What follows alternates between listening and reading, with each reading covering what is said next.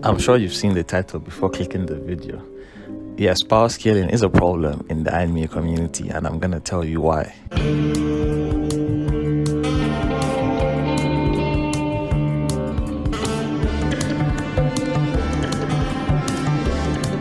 Before we move forward, I would like you to subscribe, like, and leave a comment. It helps us a lot.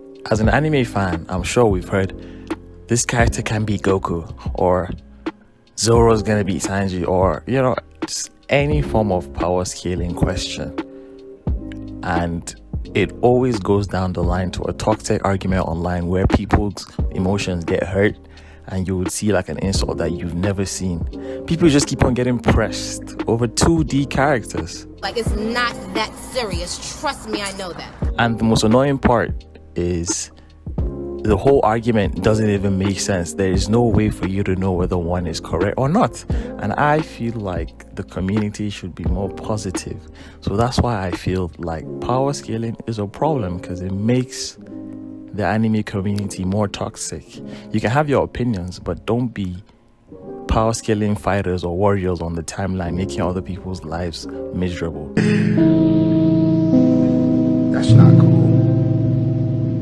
That's not cool.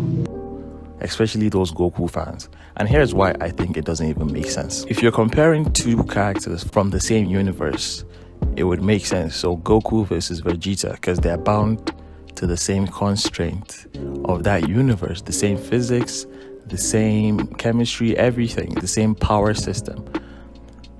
But if you're comparing two different characters from two different animes, it doesn't make sense to do that, because each writer of those animes made his own world. And so, for example, physically, you would say Goku, whatever, is stronger than Sanji or like Ace or something from One Piece, right? Physically, so you would say he might beat him. But then in One Piece, there is something called Haki, right?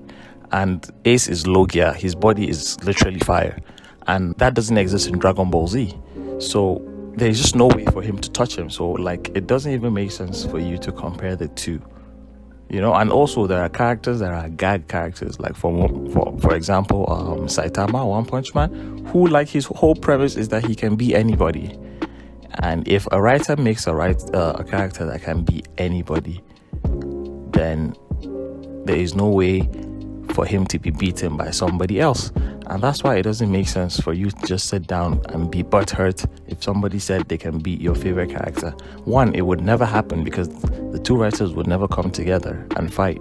And another, you're just wasting your time being hurt for no reason. But then people get hurt and offended and angry when they start talking about power scaling. And if you look at every single comment under a power scaling comment, it's like the most toxic thing you would ever see. YouTube videos, even within the same universe, like if I make my top 30 strongest characters, people get angry if I don't put a certain character in the top 5. They call people names. And in my opinion, I'm just like, just enjoy the show. Yeah, characters are strong, and I know people would always want their favorite characters to be stronger than others, but it's literally 2D characters written by authors, and whatever the author says is what's gonna happen. If, for example, Usopp, if Oda decides Usopp is gonna be Kaido, Usopp is gonna be Kaido. Stop the cap. Stop the cap right now. Stop the cap. No bullshit, bro. And that becomes canon. So you can try and use your common sense, the physics. You can say this guy is global, is meta, speed of light, speed of sound, speed of everything is useless.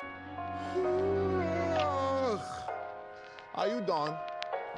It doesn't matter because you're not the writer and you can't do anything about it. So your power scaling and your math and all the time you wasted doing everything, in the end doesn't change the fact that these are 2D characters and they're bound to the creativity of their authors, and it's whatever the author decides to do with those characters that will be true.